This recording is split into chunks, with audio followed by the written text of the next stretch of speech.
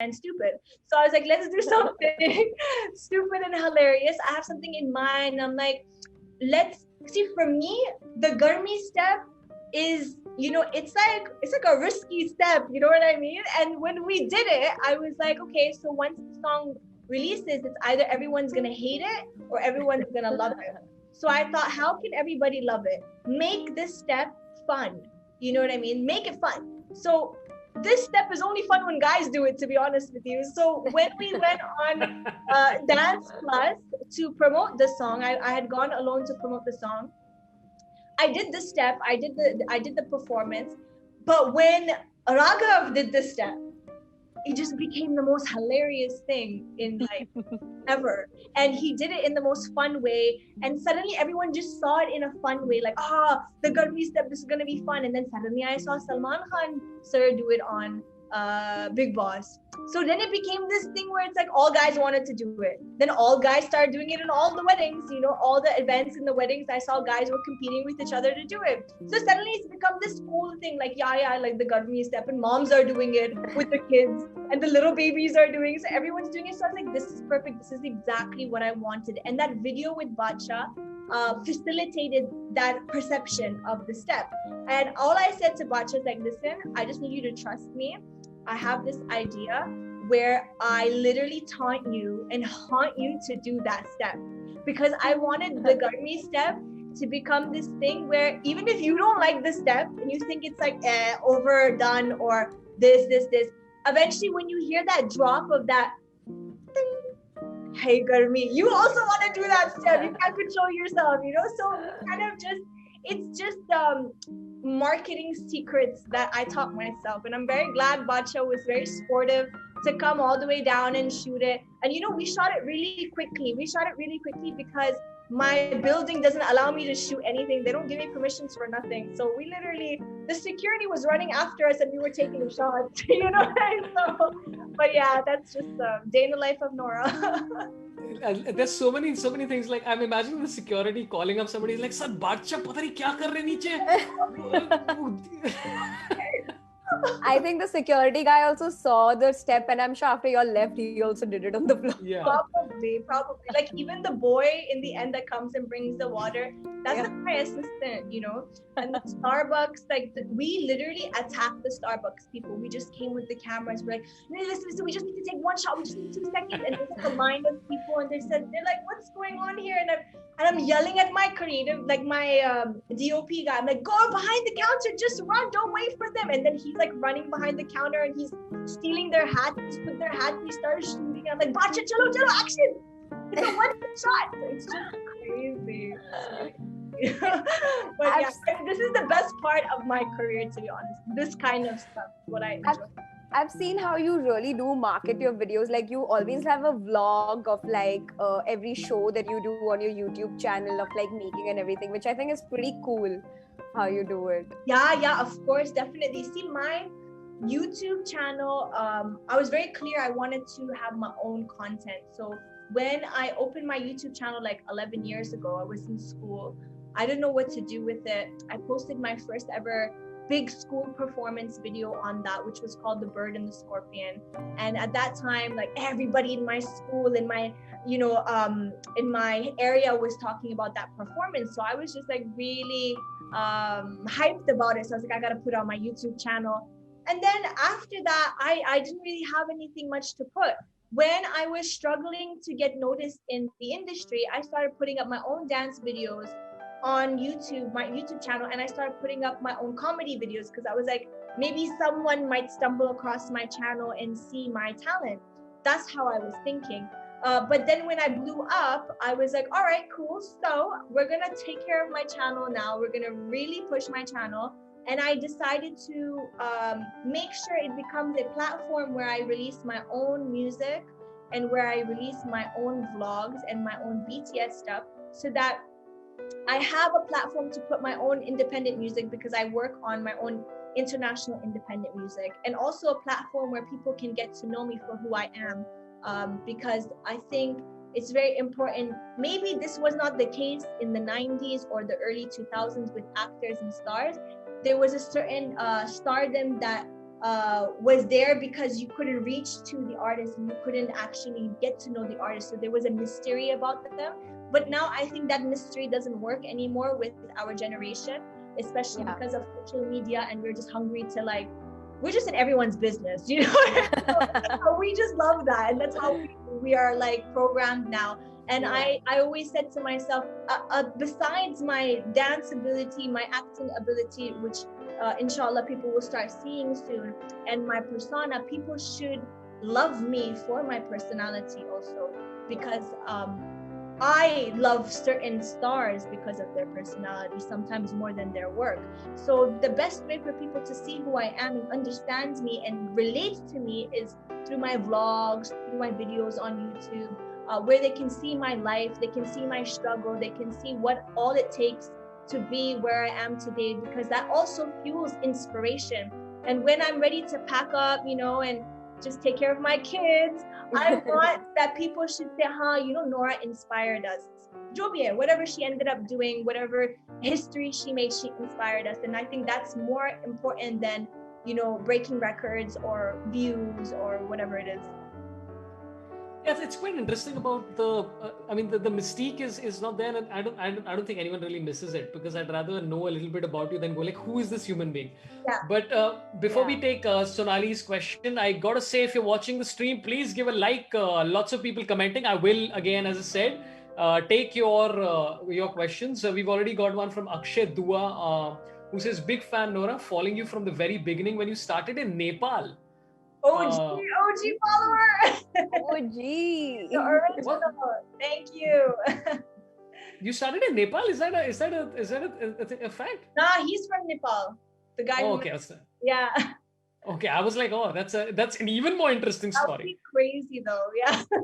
I have seen her sketches where you were like the mum, and then it was you, and then in one of the things she throws a chappal on you. Always throwing chappals at me, always, forever. Forever throwing. She'll be like, I miss you, and then she'll throw a chappal at the same time. That's how I love how your mom has become a separate character in your head as well. It's like, it's you, Nora. Nora, it's you. I read comments where people are like, oh, that's her mom. That's nice. She actually features in her videos. But the joke is, that's not my mom. That's me. You know. But I love doing that because, you know, Arab moms, Indian moms, they're all the same. Okay, all brown moms are the same. They're all strict. They're all conservative, most of them.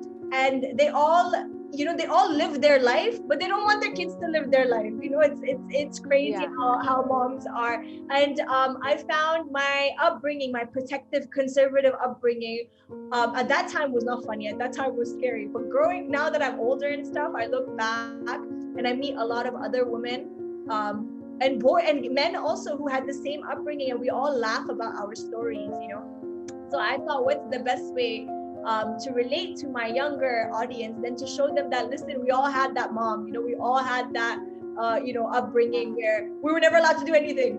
And for me, I find it hilarious, because now I laugh with my mom, obviously, because she never knew I was going to become, you know, what I am today. She didn't even want me to travel, you know. So like we come from a background where, you know, women don't travel alone and stuff like that. And I just picked up my bags, was like, bye, I'm going to the other side, you know, of the world. And it's just like when I say we come from a background, most of everyone's backgrounds is the girl gets older, she gets a bit of education, she gets married, she has kids, khatam. You know, that's it. Nobody really dreams and thinks big. And then when you start to dream, it's almost like, oh, well, it's not going to happen. And it's not that people are negative. It's just that nobody knew better. You know what I mean? That's what everybody kind of knew. Everyone's scope was narrow, and the scope of vision was narrow, and that's okay. But I started breaking barriers, and I think my mom looks at it now like, oh, okay, wow, like this is crazy. Like just the other day I was, you know, throwing chappals at you because he was dancing in your room. So but my mom threw chappals at me for everything. My mom threw chappals at me for talking to a guy, for wearing you know, inappropriate clothes to school. Inappropriate clothes means like a crop top or like a short skirt to school. You know, sometimes we walk out of the house wearing something, and then when we're at school we change and wear something else. And then she's very weird. She has this like 7th or 8th sense. She's like some superhero from Marvel movies, because something tells her, she's in the kitchen doing dishes and something tells her like, your daughter has changed into inappropriate clothes at school. Go and see her. So she just shows up at my school for no reason, and she never shows up at my school. And then she's just there in the hallway standing waiting for me. And there I am in that crop top and skirt. I'm just like, why are you even here? And she just pulled me from my ear in front of everybody. So it's just been crazy. I think the best upbringings are the conservative ones because you have stories to tell. Yeah, Exactly. I'm just imagining when you decided to buy a mom Crocs, because the impact of that would be far less than a chappal. It's just like bounces right off you. I never knew what Crocs were at that time. She always threw those plastic ones, the ones you buy from the dollar store, and they hurt. Ones that hurt the most. And if I ran, oh my God, it's the worst. But yeah. Sonali, you have a question? Please go ahead, Sonali. Yeah, my question is that, since you've mentioned that you're not a professionally trained dancer, which is something that I only came to know because you said it, because I've seen all your performances, and for someone for someone who's not professionally trained, they look so like, you look like a properly trained dancer. So Thank you. you must have had some influences while growing up, right? Like other than Bollywood. I mean, I would definitely say that I think by nature I have rhythm. By nature I know how to move.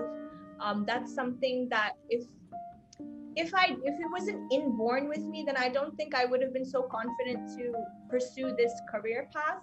But I always knew I had a knack for this, and this is like my calling, because when music plays, like my body moves a certain way. I visualize things in my head and I do them. And obviously when it comes to performances, entertaining people, I want to be the first one to entertain. Or if it's like a script or a scene, I want to enact it. So it's always been here and here in my heart. But I would say growing up, I was heavily influenced.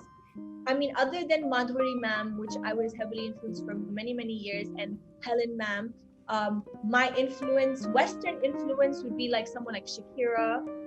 And for me, Shakira, I never really talked about this because like whenever I give interviews, I get so nervous, so I forget half of the things I want to say. So then later on, I realized, oh yeah, I could have said that. Like, oh fuck, okay. But anyways, so then Shakira, why she influenced us means like me and the girls around me, was because she was the first half Arab star. Like we never really had an Arab who represented in such a big industry like the West. Like American music, pop culture and pop music was always, white people or like African Americans. It was never like a brown person, like an Asian or an Arab. Yeah. And she's not full Arab, she's half Arab, but that half Arab in her was very prominent in her dance and in her art. She really celebrated her Lebanese roots, and Lebanese people belly dance, and Moroccans belly dance also, even though we're North African, we belly dance too. So, being very young, I would see her like belly dance and be like, oh my God, that's like our thing. And she's like representing, that's crazy. And she would be the only one who would dance like that. And that made me very inspired to do the same thing, because that's in our blood. We all know how to belly dance, technically. So I wanted to make sure that I developed that form of dance. So I knew the basics, but I didn't know that level that I wanted to reach. So I used to see like this dancer from Turkey, her name is Didem. I used to watch her YouTube videos, and I used to just stand in front of the mirror and literally just copy her every day and practice. On top of that, sometimes, because I have a little bit of that belly dance Arabic vibe in me, but I also have that Afro urban vibe in me because of me being, technically an African, and me being brought up in the ghetto. I love that type of dance, and I have that body language. So I used to really be obsessed over Beyonce, and I used to obsess over Rihanna and their swag and their sassiness and the way they used to just hold their body. I wanted to do that. So I used to just watch, and then I used to look at the mirror and I used to copy and then watch again and then copy, like, nah, man, I'm not even close. I look stupid. And then I try again. That was my whole childhood. And I went to school, my whole upbringing, I went to school with girls who just naturally knew how to dance, It was in their blood. the Jamaican girls, the Nigerian girls, the Somalian girls, they all knew how to dance. And I just wanted to dance like them too. And I think what really pushed me was when I was 11 years old, in middle school, the girls there used to bully me. So they used to tell me, you don't know how to dance, sit your ass down, you can't dance, ha ha ha ha. They used to laugh at me. And that used to really hurt me. And I used to like try to join their dance group, you know, because I wanted to perform with them on stage at school, and they would never like let me. They were so mean to me. But I think that was necessary because that like pushed me. And it's just crazy where I am today now. I don't even know who those girls are, but I'm like, guys, now. I'm sure they remember you very well right now. Young, you were too young. I mean, maybe they'll get inspired by you and then become like at 35 become an internet sensation, and then they'll be like, you know what, my inspiration was Shakira and Nora and Sorabh Pant. Of course, people don't know this about me. I'm one of the greatest dancers in India. On my wedding day, I danced so tremendously well that even in a wedding, which was my wedding, the audience was reluctant to applause. Like, they were like, that sucks so badly. It's his wedding, but we don't know. As long as you just do your thing. Doesn't matter what anyone says. Yeah. Okay, we got a lot of questions coming in from by Taiwan Excellence's Facebook page, so I'll just take a couple of them. Okay. This is an absurd question. I mean, it's up to you. I'm trying to add some extra, like, give me a second. Yeah, sure. So we're just going to take a couple of questions, and then we'll do the first brand plug that we have, which Nora's going to do. We have a couple of comments coming in from my YouTube page. One is from Dolan Trupp. Well done, man. Congratulations. Who says, Takliya, thank you for getting two so pretty people on the show. Now just hide your video so that we can watch peacefully. That's very nice of you, man. I appreciate it. You sound like my family. Rajendra Tejasvi says, my 4-year-old daughter Goonj loves Nora. She always finds ways to enter Nora's names in her rhymes. She'll be thrilled if Nora could just say hi. What's your name? Goonj. Goonj. Hi, Goonj. Hi.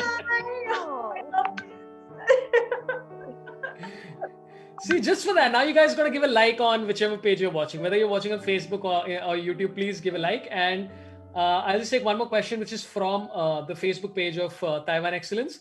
And this is the absurd question, which you can answer if you want to and not answer if you don't want to. Okay. Prateek Sahu asks, ma'am, which type of life partner did you want? Did I or do I? I don't know. Maybe it's like past, future, whatever. Yeah. Right? Which kind of life partner do I want? I want a man.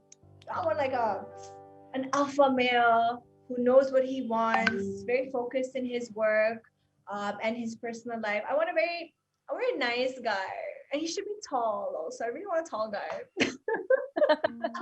Yeah, but I'm just looking for someone who's got a good upbringing, good head on his shoulder, and is a good human being. All of those things contradict each other. I just have to say. He can't be tall and he can't be a good human being. That's what you're trying to say. No, he can be tall. Like tall people are nice. Yeah, I mean, as I'm 6'5" myself, so I'm quite aware of how nice I am. You just have big egos. That's all. It's great. Okay, so that's your answer. There you go, man. Prateek, if you're above 6'5" like me, and Sonali as well. Sonali 6'3". Yeah, I'm not a nice person. I'm tall, but. So here's the question, okay? Sonali, okay. By the way, Sonali is married to her husband, and it's a very absurd coincidence. But okay, before your marriage, did you also want a tall guy? Yes. Then I got married. He's not tall. That if you knew him, it would. That's yeah. But you're tall. No. I'm just making anything up. Yeah. No. But both of us are the same height. That's why we hug properly. Nice. No, I just can't. I can't. I need a tall guy. This much I know about myself. Super. Let's. First thing, it didn't work. Oh, you did? No, I'm just kidding. No, I just want to sound nice.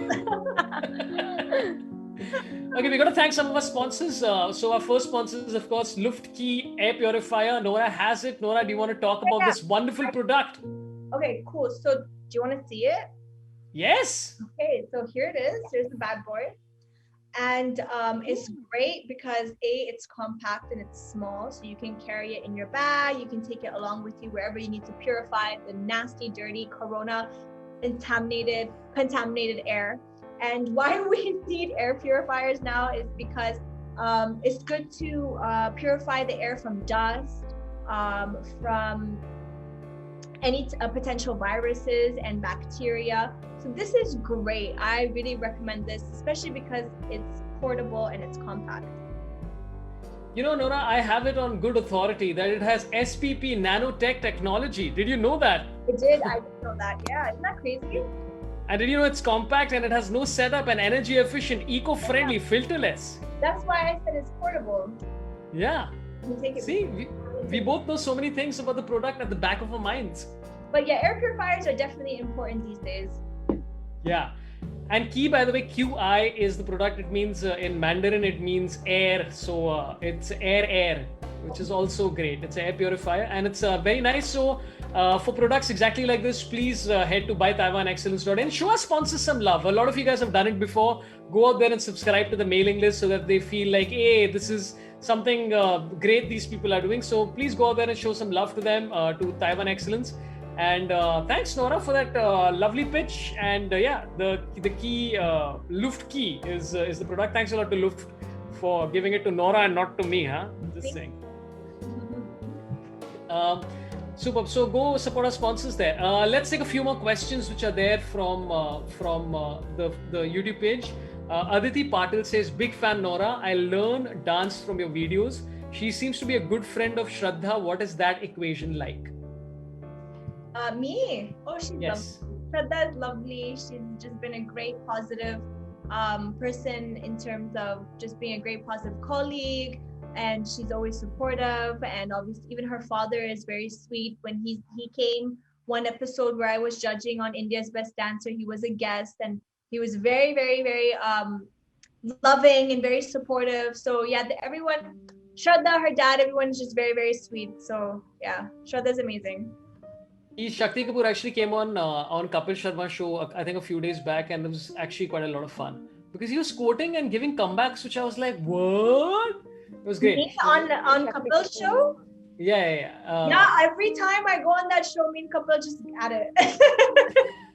But it's always fun to be on that show. I really enjoy it. Like I would just go for no reason just to be there. That's how fun it is.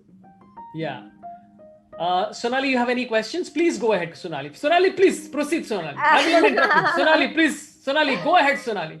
Okay. Oh, Sonali, please. Yeah, go ahead. So I have one friend from Morocco, okay, and she loves, we met backpacking and we happened to stay in touch. And she knew Shah Rukh movies at the back of her hand. And she told me that Shah Rukh Khan movies just keep playing over there. So how true is, I don't know if she was just telling me because she's like, I love Shah Rukh Khan, but how true is it that she didn't lie? Let me tell you, she did not lie. See, Morocco and many North African countries and Middle Eastern countries, most of them grew up watching Hindi cinema, most of them. And Hindi cinema was always preferred over Hollywood films because Hindi cinema, they can relate to more because the culture is very similar. And they were always family-friendly films. So especially Shah Rukh and Kajol films, they blew up in those areas.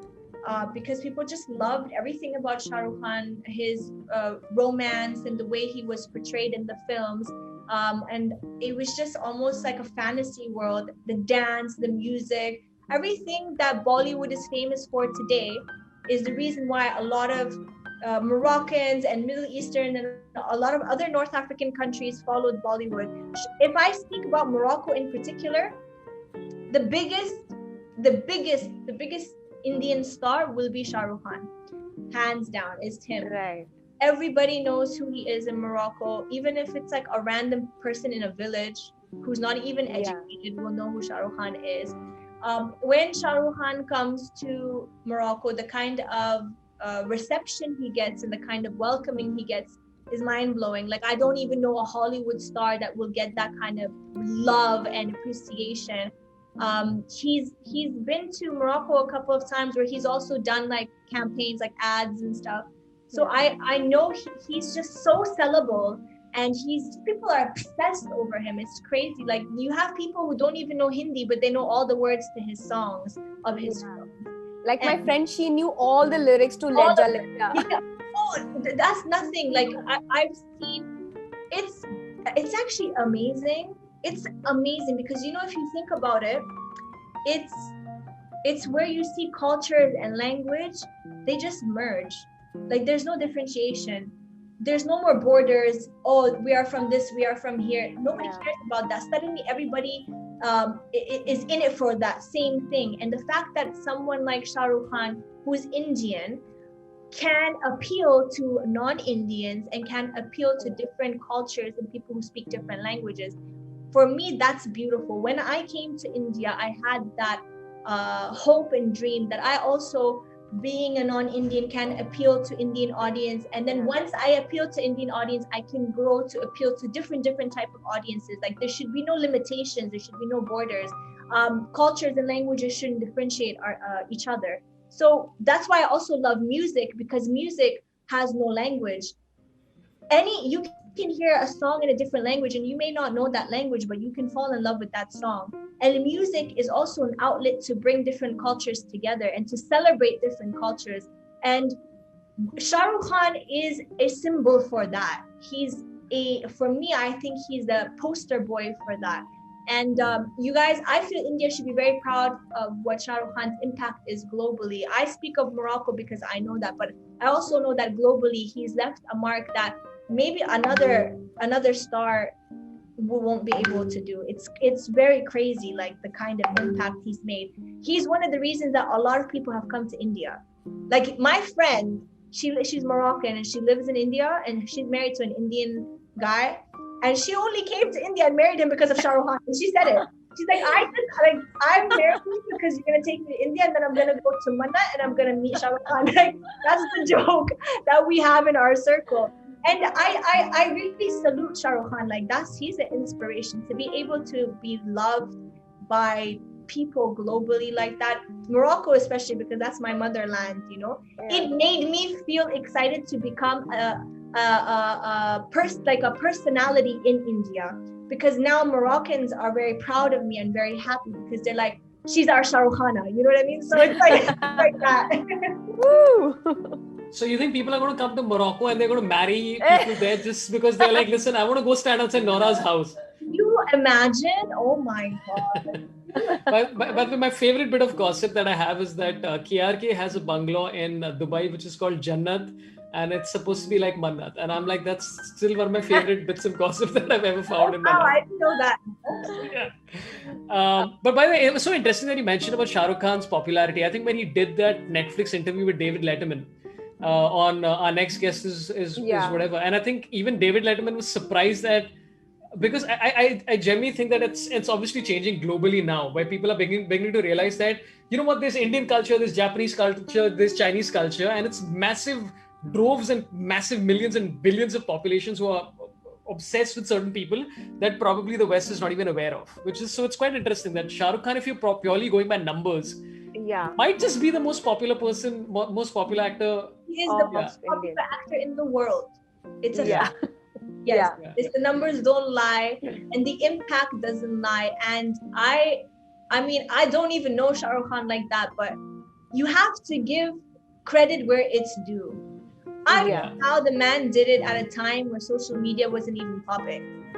That's the thing. Like, we have to wrap our head around. Right now with social media, we can reach across the world in like seconds, and people can get to know you very quickly. So that you're able to cover a vast amount of area globally faster than during his time. So that to be able to reach like that is just another level of I don't even want to say lucky. That was his destiny. That's why he's here, is to be what he is today, and to inspire people the way he did, and to just it's like there's no words to describe it. But it's not something small. It's a huge thing, and he's gonna go down in history for that. And I just think that's crazy.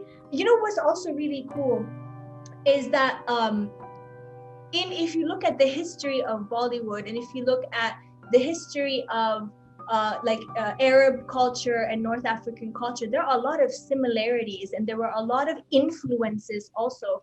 Even going back to seeing the dance styles and the way music was being composed in Bollywood, and the way costumes and art direction, and there were a lot of Arab influences. And when I see that, I feel very proud, because I realize that, art and music and dance, they all merge together. There's no borders, like I was saying. There's no differentiation. We are all influenced, and to see the tiny influence of everyone's culture in Bollywood or in any other industry, it's beautiful, because that even allows you to accept diversity. And I'm so for diversity. I'm like the poster girl for diversity. Wherever I go, I'm like, diversity. We gotta love each other. We gotta celebrate each other's differences, celebrate each other's languages, cultures, etc., etc. So what Shah Rukh Khan does is he allows you to be open-minded to diversity when we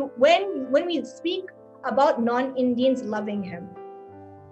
I mean, it's interesting about the diversity. Sorry, Sonali, go ahead. I just wanted to ask her, did watching Shah Rukh movies color your impression about India? Like, did you think like India was going to be, because like I know a lot of white people like who watch like Slumdog Millionaire and think like this is Mumbai. I think this is Mumbai.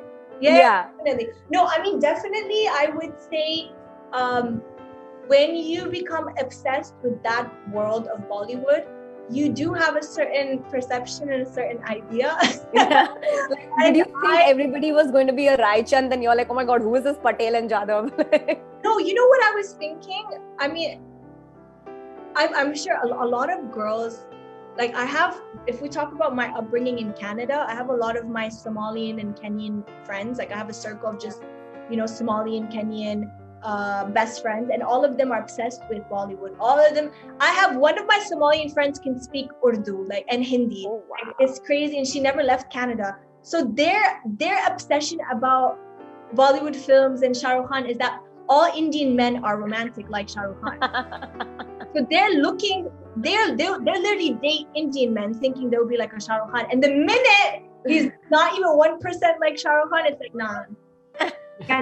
So they have this perception that all Indian guys will do that whole thing that Shah Rukh Khan does and bring that vibe. But for me, what I think was the biggest screw up mentally was that I was obsessed with Devdas for a very long time. I would say for many years I was obsessed with Devdas, and I always thought that India will be like Devdas. Like I would literally come here and wear all those lehengas and those anarkalis, those heavy jewelries, and people will all wear that stuff, and it will be dramatic like that. And my first film will be like a Devdas, and it's crazy.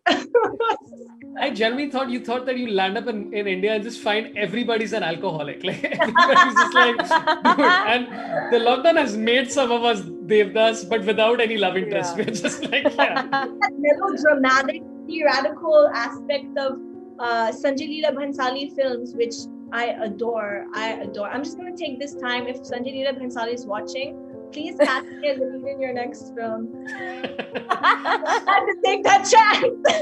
Sanjay is always watching. Sanjay is obsessed with all of my streams. He tunes in all the time. I knew it. So everywhere I go, I take that opportunity. But yeah, Sanjay Leela Bhansali sir's vision and the way he makes his films and his world obviously made me obsessed with what India will be. And obviously, like, he has a heavy influence on me coming to India. So obviously Madhuri ma'am, because she's worked with him so much and stuff like that. But just this artistic world had an influence in me coming here. That's a great story. And by the way, you're Moroccan, raised in Canada, and identify as an Indian. So this is like diversity 101. You've inculcated everything. So you, by the way, have a lot of fans, and I've been getting a lot of messages from fans of yours, because there's Nora Fatehi Australia, there's Nora Fatehi Mafia page, there's Nora Fatehi Mars, there's Nora Fatehi Saturn and Jupiter's congruence yesterday. These are all pages that are there, and one of them has a very simple question to us, which is the Nora Fatehi Australia fan page, who says, describe your fans in 3 words. She's a lovely fan. Very. Yeah. I follow her page. So she's asking, describe your fans in 3 words. Savage, bougie. The fans are amazing. All these pages are saying, amongst other pages, I see how hard they work. You know what? My fan pages are hustlers. They are like me. They work so hard. They are so creative. They're so talented. And they have really helped my growth in terms of my presence on social media and my presence in terms of my stardom. They've really helped. And I get a lot of people even a lot of other artists who are bigger than me who say, you know what, your fans are crazy, like in a good way. They're very articulate, they're very smart, and they're very creative. I'm very grateful for them. Yeah, that's so. See, this is more than 3 words, Nora. This is a very bad essay. I was telling Sonali earlier that I had a fan page, and the fan page slowly moved to another comedian, like the same fan page, fan page. Yeah, and then they moved to another comedian who was even less popular than me, and then they just quit the Instagram. And I was like, this is what my fans do. They quit Instagram because they give up. And they're like, just, if it's not him, it's somebody. Yeah. Sonali, do you have a lot of fan pages on Instagram? पहले fans तो बने, फिर fan page बने. इतना आगे का नहीं सोचना. Okay, there's a question which is coming. There's a statement that's coming from Donald Trump again, who says, "I am an alpha male and I stay in White House. I'm tall on Twitter. How about that?" So. You called Donald Trump, so you lost me at Donald. Okay, there's a question that came in. There are a lot of people asking about Simon Says. Om Charan is asking about Simon Says, and Mangesh P says, Nora, my favorite YouTuber, Simon Says is your big fan. What is the connection? Are you aware of Simon Says? What's the connection with Simon Says? No idea. No idea. Okay. So I think he has fans, and he's just giving his fans a shout. His fans are giving him a shout out. Yeah. There's quite a lot of them. Okay, we have one more question which I just want to read, which is from where is it gone? Yeah, this is a question that's coming from the Nora Fatehi Mafia page, which is dear Nora. I really want to know if you still have struggles in this industry. We all know you're so respected from people you work with. But because of your Hindi or because you aren't from India, did you ever have any struggles? Is the question. So the struggles will always be there. I had different kind of struggles initially, which was for people to take me seriously, for people to give me work, for people to audition me, for people to just basically trust my skill and talent. That was an initial struggle. And also to learn the language, which thankfully I have managed to learn and I'm comfortable with now. But I would say right now the struggles are different. The struggles now is to break certain stereotypes and just to, compete. Now the competitions are there and I'm, in the running. So now how to maintain your relevancy and how to bag the right projects and how to continue to do quality work and to work with good people is basically what I think the struggle is today. And touch wood, I've been very blessed to do good work and to work with good people. And I think right now, I just need to maintain this. So I think maintenance is very important. Yeah, just to keep at it. Sonali, let's take a question from you and then let's do, we'll talk about the second brand that supported us. Sonali, please go ahead. Of all the cinemas that you've worked in, like a Telugu film and every other Bollywood films and all the genres of cinema that you've done, is there any challenge that is unique to a Hindi film industry, or is there a challenge that is unique to a Telugu industry or something like that? Or is it all the same? Like which one was the most difficult to adapt to, or You know what, honestly, it's a very hard question because they all come with their own challenges and their own difficulties. For me in South, when I was doing Telugu and Tamil films, my difficulties was when I would do the songs, I would be expected to reach the set in hair and makeup and learn the choreography on the spot. and learn the lyrics on the spot whenever I had to lip sync. And for me, that was very difficult because it was a very foreign language. The Telugu and Tamil is like a different story. And I would have to express. So I was expected immediately to understand what I'm saying, express exactly the way I'm lip syncing, and do the dance and be energetic and do this and do this. And so that was very hard for me initially.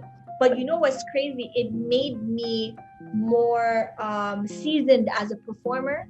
So now, like, anybody can tell me, listen to this song 2 times, and after the third time, we need to say, actually, you need to lip sync it exactly the way it's supposed to be lip sync, and you need to express. I can do that now.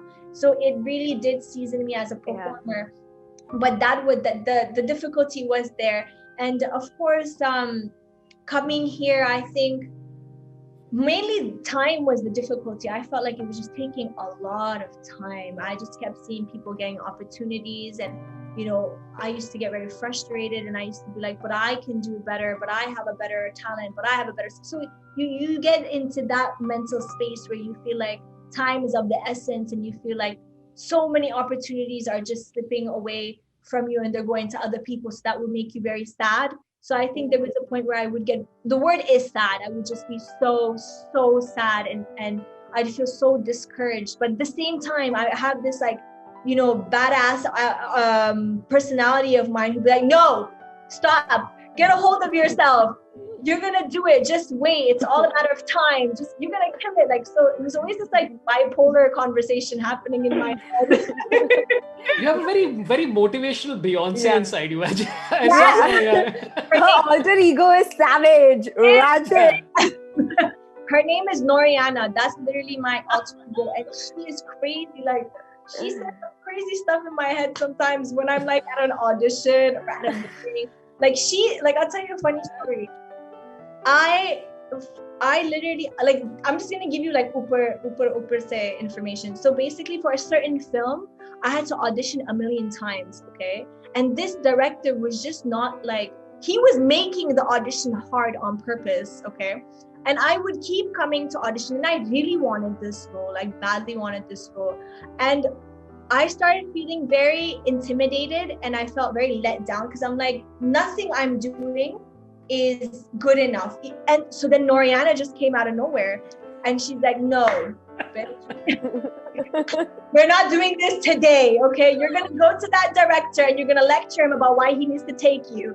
So I was like, oh my God, all right, that's what I'm gonna do. And I just literally had this confidence to go up to him and be like, sir, like, I need you. Like, I need you to give me this opportunity, because you also needed someone one day to give you an opportunity too, right? And he's just like, I mean, whoa. Yeah. I'm like, didn't someone give you your first film too? Yeah. Well, I'm gonna need you to give me this first film. Like, so it was almost like, I didn't give him a choice. I was like, literally, I'm like, is there something missing in me? Because if there is, you can tell me now. I'll leave. Can I act? He's like, yeah. Can I dance? Yeah. Do I look all right? He's like, yeah. Do I have screen presence? Yeah. I was like, all right, cool. So when do we sign on the dot?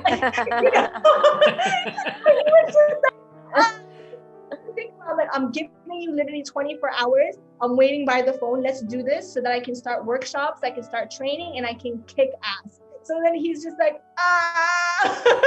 and it worked. I got the film.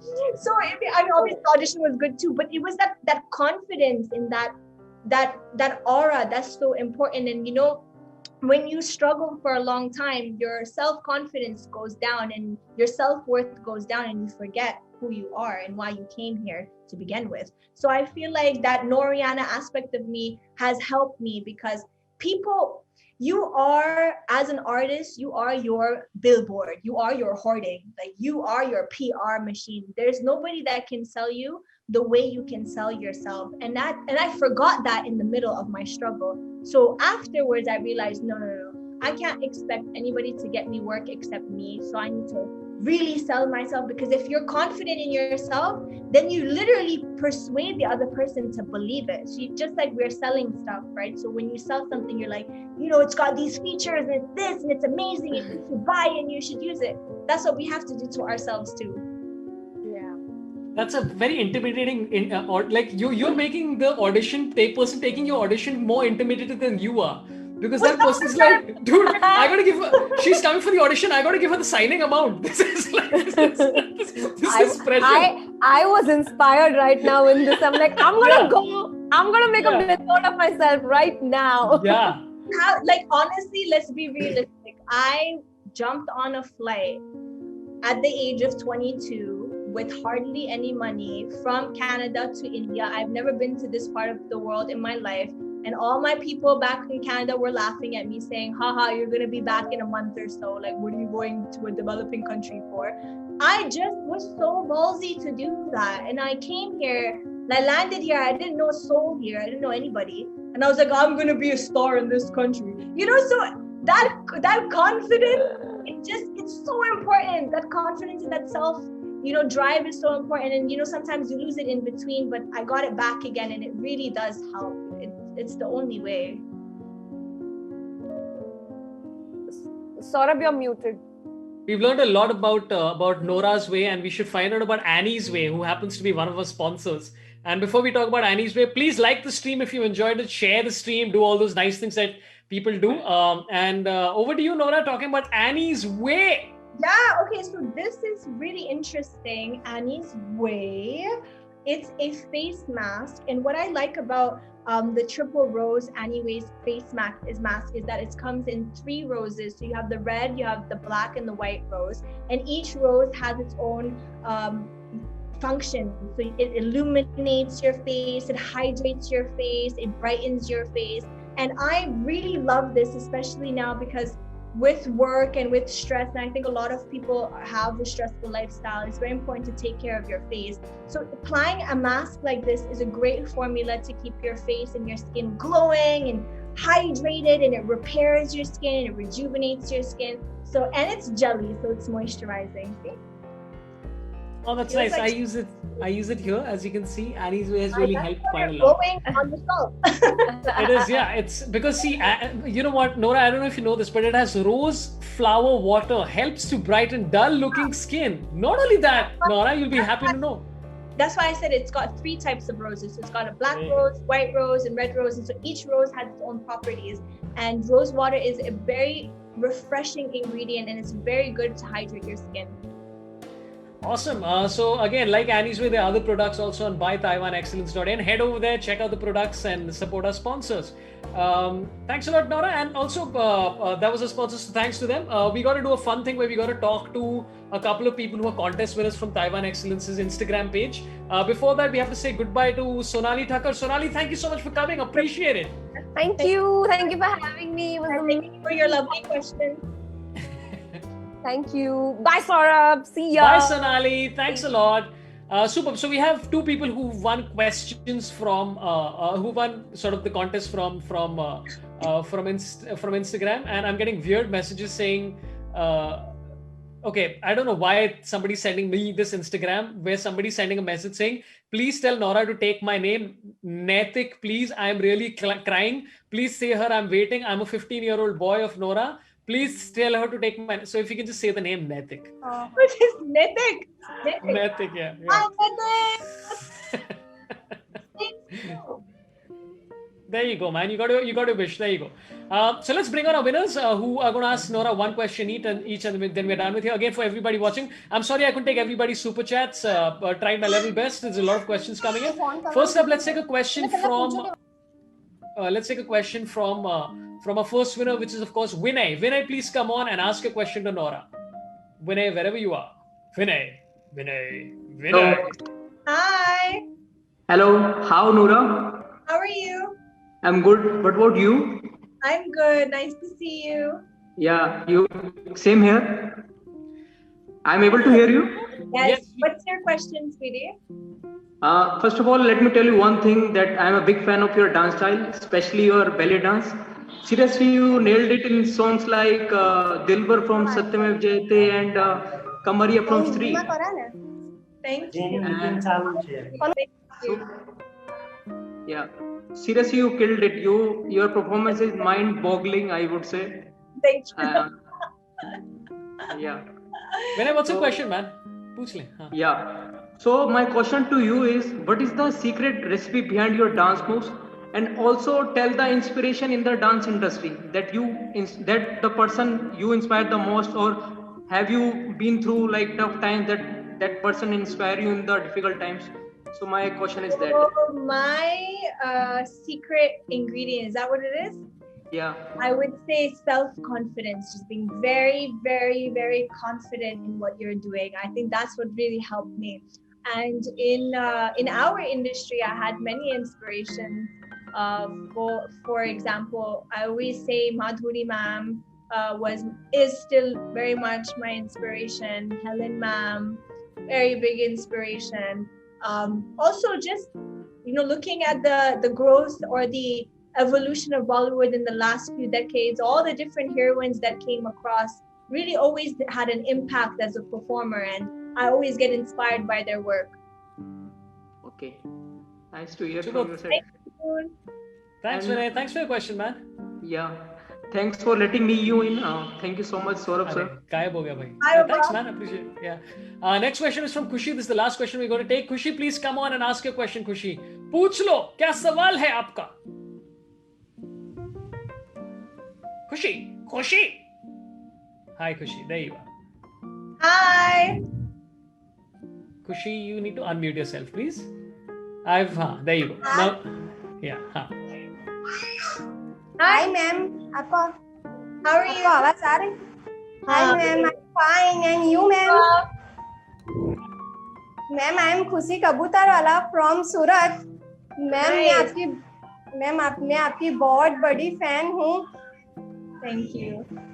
Ma'am, मेरा question ये है कि आप अपने skin पर ऐसा क्या लगाते हो कि आपकी स्किन इतनी ग्लो करती है आपके फेस पर? मैम प्लीज बताइए मुझे. खुशी, इतना बड़ा राज तो नहीं है. I just drink a lot of water. मैं पानी पीती हूँ. And I just rest and I sleep a good 8 hours. And I have a lot of fruits, especially in my diet. I eat a lot of fruits and vegetables. And I am just a very happy person. ऐसे. और ma'am, आप दिन में कितने hours workout करते हो तो आप इतनी फिट लगती हो? खुशी, मैं झूठ नहीं बोल सकती हूँ. मैं वर्कआउट ज्यादा नहीं करती. मैं डांस करती हूँ कभी-कभी. हाँ, बस. And I think थोड़ा बहुत ऐसा लाइट वर्कआउट करती हूँ घर में. Okay. Thank you, ma'am. Thank you, Khushi. Thank you so much, Khushi. Superb. By the way, I have to say that one of the reasons why Nora's skin glows is because of Annie's face mask, and of course, Luft Key air purifier. Nora, thanks a lot for your time. Really appreciate it. I know we went a little over time. Thanks for coming. Thanks a lot. Take care of yourself. You're working very hard and hustling as always. Very inspiring stuff. Thanks a lot, Nora Fatehi. Round of applause for Nora Fatehi. Please. Thank you so much, Dave. Okay. Thank you. I'll just say goodbye to everybody watching. Thanks to everybody who watched. Please, again, like the stream, share the stream, all those things that you can. I'm sorry I couldn't take everybody's super chats. Nora, you can switch off your video. Absolutely not a problem. Bye. Bye, Nora. Thank you so much, Nora. Bye. So yeah, please, I will try and ask as many questions as I can. But again, it's all in the flow. We're going to be back with Stars of Excellence soon enough with Taiwan Excellence. And couple of things to announce. Wake Up with Sorabh continues as is. I think the next episode is either going to be Friday and Saturday. I'm just trying to figure it out. And also, I have a show coming up, which is on Saturday. I'm doing a show called Demotivation Speaker. Tickets are on sorabhpant.com. So head over there. And if you like the stream, go ahead and send us Instagram posts and all the rest of that stuff.